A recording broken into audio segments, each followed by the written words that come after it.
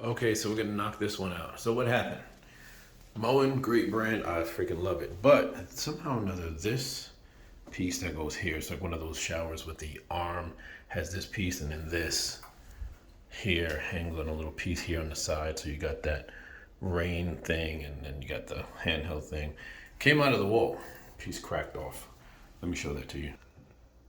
Talking about this piece here, this piece just cracked off. This is the piece that goes on the wall to hold that handheld piece there. So what we're going to do is we're going to replace that one with the new one. This piece in particular broke.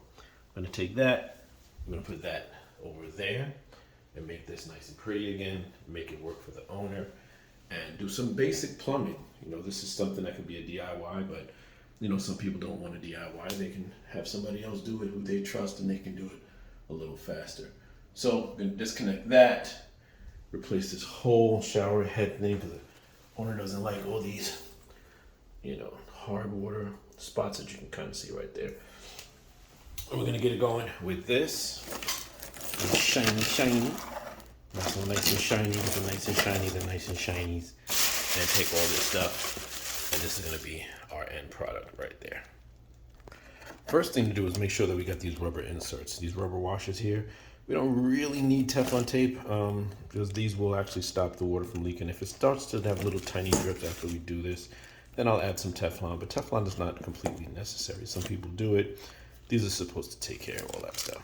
So first thing we're gonna do is put these mounts on the wall with these, like 97-foot screws that are gonna go into those anchors that are pre-installed. So a little bit easier because this is just a replacement. It's not a complete build.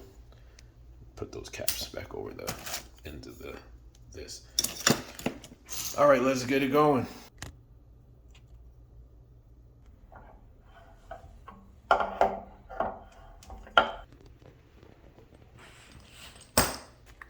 Pre-assemble this before we put it up there just to make it easy. This side is going to go into the side with the V shape, and then the other side with the nut is going to go on to the part that I just took off. So let's get that going. I'm a subscriber to your YouTube channel. You should be. So the first thing to notice is this is a Phillips head screw, but the Phillips head comes in 3 different sizes. So this is a number 3 head. This big thick one here, pause. That is going into this screw head, and you can see that fits nice. Number 2 is popular, and rarely you get number 3, but when you do use number 3, it has to be a number 3. It's got to fit really snug like that, because if you use a number 2, it will fit, but it'll skip around in there, and then you're going to tighten it up in the wall. That'll actually start to strip the screw. We don't want that. So we're going to put these two together. As you can see, this is made so that it can only go inside that way where this little hump is. Got to put them together first. Put it to the wall where the screw is. Insert the screw first. If I can get it in. Crap. There it goes. And then we're going to do it here. Hand tight, just to mount it to the wall so we can hold it. We're going to use the drill, but we're not going to tighten it with the drill because this is an anchor, and the anchor can possibly get over tightened, and we don't want that. Same thing up top.